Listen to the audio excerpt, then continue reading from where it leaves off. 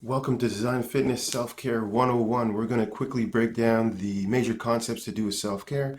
So on your journey, you can stay a lot more focused towards the goals that you want to accomplish. Now, at the same time, we'll be kind of clarifying some myths and misunderstandings just by really showing you the core of what self-care is. Now, without further ado, let's get started. So self-care is the highest expression of health. Often we think of it as to be pretty simple and straightforward, but the idea is that because it's so simple, it's very complex. It is not as easy as we think it is, and therefore, generally, we kind of set ourselves up for failure because we don't prepare enough before we start. Now, that being said, unlike its counterparts, you might think fitness or nutrition, nothing wrong with those. They're really good and really helpful, but their prerequisites are kind of like knowledge. The more you know about them, the better you're able to utilize them and use them to build towards your health or learn from your professionals that are helping you along your way. However, self-care is a little bit different, where its prerequisite is wisdom. So as you can see, this comes with a certain amount of experience needed to be able to get the value out of what self-care is, which already makes it a little more complex than the other two. Now, moving on, there are two different ways to learn self-care. Self-care can be taught by life. Life is a very patient but strict teacher if you're opening to listening to it. And the second way is to learn from a professional. Ideally, to make the kind of comparison quick, the professional will help you connect certain dots that will make it easier to learn from life. We always want to stay within the kind of balance of what life is.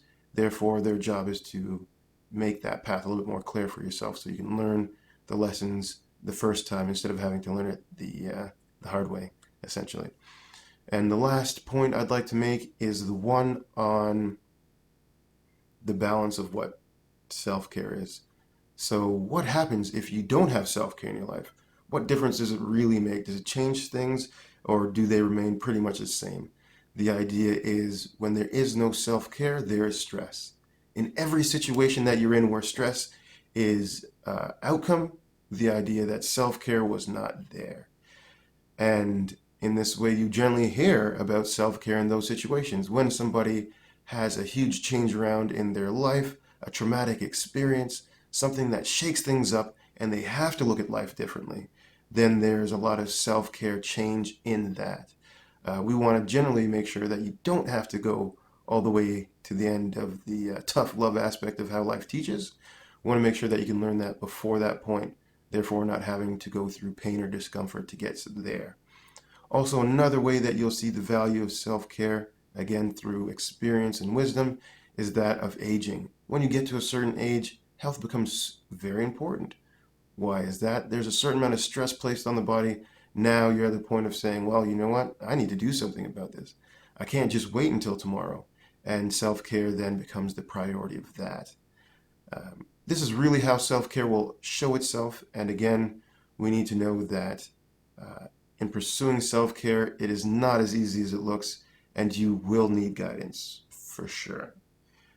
In this way, making it easier to learn, although you can learn it through life, that is generally a lot more challenging, and there's a lot more tricky things, compensations, and hidden truths about yourself that are very hard to see unless you have a kind of a mirror to show you the reflection of what's really happening with you.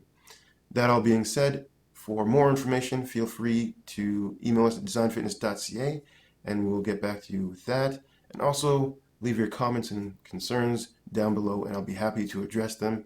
Again, we only took a quick look at what I think the most moral points of self-care are, so that you get an idea of what you're really taking on when you decide to pursue self-care.